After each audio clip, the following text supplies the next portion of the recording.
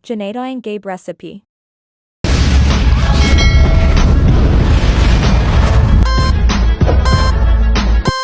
Heto na naman po tayo ngayon mga kabangawan.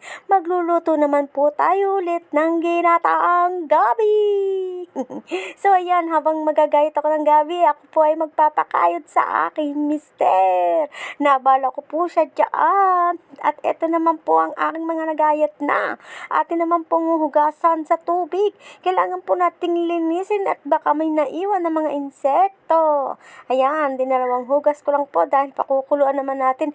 At bago ko nga po pala yung Para pakuluan ay malinis ang naibilad ko na siya bago ko ating ibilad. So ayan Yan po mga ay aking kabangawan, hinugasan muna. nagagayat na nga po ako dyan ng luya. At ang parang lalim ng iniisip ko, ang tsura ng mukha ko.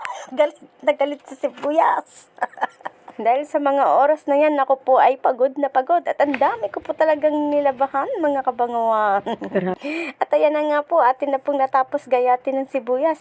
Ilagay na nga po natin ang mga dilis sa isang lagayan para naman po hindi na sila maghiwa-hiwalay. Para mabilis na siyang isalang sa ating kaldero. Alam niyo ba mga kabangawan, hindi na ako nag-isip na aming uulamin. Dahil sabi ko may ulam naman dyan. Ang aking tiyatiyagain ng himay-himayin. Ay, ang balak ng asawa ko ay masarap na ulam pa. So, kung ayaw mo ay di ako na lang ang mag-uulam nito. Basta aking tiyatiyagain. Para naman ako ay makatikim na naman ng gulay. Ay, nakakamiss naman talagang kumain ng gulay. So, ayun. Hindi na nga po siya nakaisip na bumili ng ibang ulam. At nakiayon na nga lang din po sa aking mga kagustuhan. Dahil ayaw nga po niya na siya ay maabala ko sa kanyang pag-ML. Charot. Binubok ko.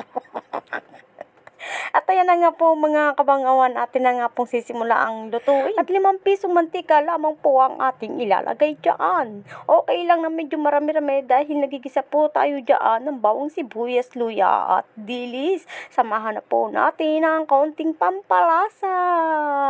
At ito na nga po, ilagay na po natin ang pinigaang gabi. Atin pong patutuyuin para hindi naman po siya magtubig. So ayan, isasama na po natin ang ating ginataang nyog. Isang gata lang po ang aking ginawa dyan para naman po hindi masyadong masabaw. At ayan na nga po, atin na pong naisala. Aantayin na lamang po natin na siya ay kumulo. Pero take note, ilagay na po natin ang ating mga pampalasa at para hindi po mamanis, lagyan natin na ang kaunting suka. Kayo ba mga kabang-awan naglalagay niyan? At kung naglalagay kayo, very good yan para tumagal ang ating mga ulam at hindi agad masira. Mga kabangawan, pasensya na po muna kayo sa aking boses at talagang bago pa lang nagpapagaling si kabangawan. So ayan, sana po ay nagustuhan ninyo ang aking mga video. Abangan po sa susunod na mga video ko. Huwag po kayong magsasawa.